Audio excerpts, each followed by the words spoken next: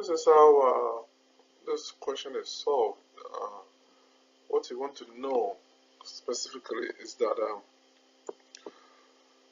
once you have this with E at the beginning, sorry, at the end, you're going to have 10 letters left to rearrange, okay?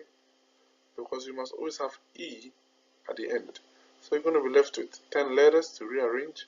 The letter E is repeated 3 times, and NC are repeated 2 times, okay?